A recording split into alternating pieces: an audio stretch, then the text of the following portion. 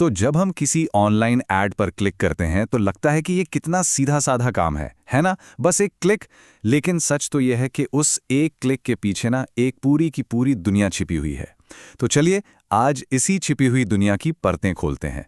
अच्छा, कभी इस बात पर ध्यान दिया है कि किसी ऐड से जो लिंक आता है वो इतना लंबा और अजीब सा क्यों होता है? मतलब अक्षरों और नंबर्स का एक सीक्रेट कोड जैसा लगता है। देखिए, ये कोई गलती नहीं है, बल्कि एक बहुत ही सोची समझी और कह सकते हैं कि एक पावरफुल सिस्टम का हिस्सा है। तो इस पूरे सिस्टम को समझने के लिए हम एक काम करते हैं। स्ट्रीमिंग सर्विस लायंसगेट प्ले का एक असली एड लिंक लेते हैं और उसे कह सकते हैं डिकंस्ट्रक्ट करते हैं। इस एक लिंक की जांच से ही पता चल जाएगा कि हमारे क्लिक करने के बाद पर्दे के पीछे असल में होता क्या है। ठीक है, तो चलिए इस कोड को तोड़ना शुरू करते हैं।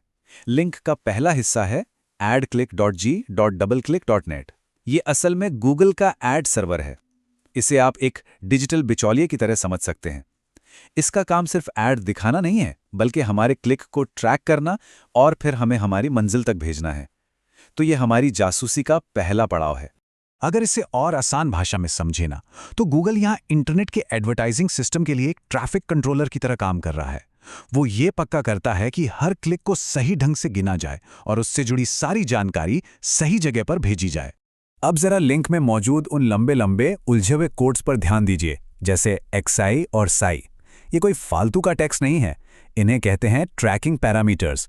और हर एक कोड एडवर्टाइजर के लिए हमारे क्लिक के बारे में कीमती जानकारी से भरा एक पूरा डेटा पैकेट है। तो ये पैरामीटर्स बताते क्या हैं? ये बताते हैं कि किस ऐड पर क्लिक हुआ, वो ऐड कहाँ देखा गया, किसी वेबसाइट पर या फिर किसी ऐप पर, वो किस मार्केटिंग कैंपेन का हिस्सा था। और हाँ, हर एक क्लिक के लिए एक यूनिक आईडी भी होती है। ये एडवर्टाइजर के लिए समझ लीजिए कि डेटा का खजाना है, क्योंकि इसी से तो वो सीखते हैं कि किस तरह के लोग उनके एड्स में दिलचस्पी दिखा रहे हैं। चलिए अब इस पहेली के आखिरी हिस्से पर चलते हैं, ADURL वाला पार्ट।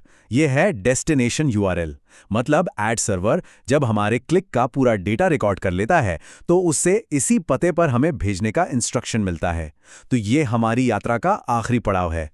अब यहाँ कुछ बहुत ही मजेदार हो रहा है। ध्यान दीजिए, हमें सीधे होम पेज पर नहीं भेजा जा रहा, हमें एक खास पेज पर भेजा गया है, पेमेंट लैंडिंग।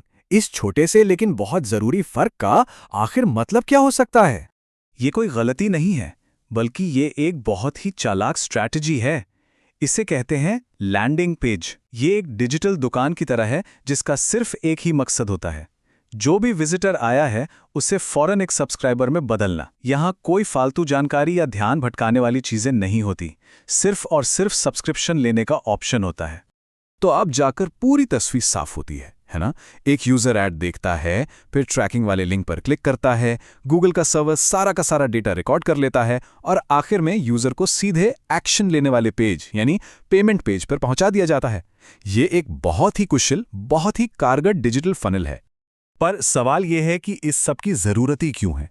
वो इसलिए क्योंकि स्ट्रीमिंग वॉर्स में कंपटीशन बहुत ज्यादा है और इस लड़ाई में हर एक क्लिक से मिला डेटा नए कस्टमर्स को ढूंढने और उन्हें जोड़ने के लिए एक हथियार की तरह काम करता है।